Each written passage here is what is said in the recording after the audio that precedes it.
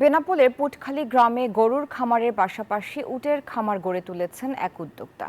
বর্তমানে তার খামারে রয়েছে ৮টি উট। ঈদে তিনি এক উট বিক্রি করতে চান ৩০ লাখ টাকায়।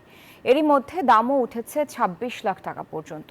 উটের খামার করতে তাকে সহায়তা করেছে প্রাণী সম্পদ বিভাগ। বকুল মাহবুবের তথ্য চিত্র ডেস্ক রিপোর্ট। বেনাপোল থেকে ৮ কিলোমিটার দক্ষিণে ভারত সীমান্ত ঘেঁষা পুটখালী গ্রামের নাসির উদ্দিন শখের বশে গ্রামের পশ্চিম চরে গড়ে তোলেন গরুর খামার। পরে ওই খামারেই আনেন ভারতের রাজস্থান থেকে ৮টি উটের বাচ্চা। এসব উটকে প্রাকৃতিক খাবার খাইয়ে লালন পালন করে বড় করে তোলেন। এসব উটকে বিভিন্ন ধরনের ঘাস সহ গাছের ডালপালা ভুসি খাওয়ানো হয়। নাসিরের উটের খামার দেখে অভিভূত স্থানীয়রা।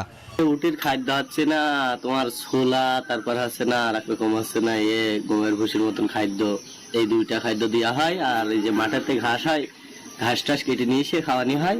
উট বালির ওপরে থাকে, ওদের ফ্যান ট্যান দেওয়া লাগে না। উট মনে করেন এই সর্বপ্রথম এনেছে, ওই কারণে আমাদের একটু বুঝতে সমস্যা হচ্ছে। এরা তো মরুভূমিতে হয়, তা নাসির কাকা গ্রামে এসে নিয়ে আমাদের খুব আনন্দ হচ্ছে। আমরা উটগুলো প্রায় দেখতে আসি, ভালো লাগে, খুব দেখতে আসি। উট দেখে আমরা সৌদি আরবে, তা আমরা এখন দেখছি পুটখালী গ্রামে প্রতিদিন দেখছি। উদ্যোক্তা নাসিরকে সব ধরনের সহযোগিতা করছেন প্রাণী সম্পদ কর্মকর্তারা।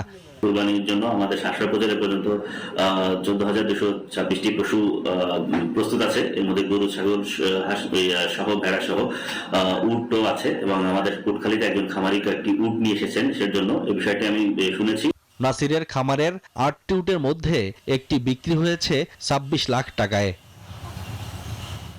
Shoaib Shamim, desk report, news 24।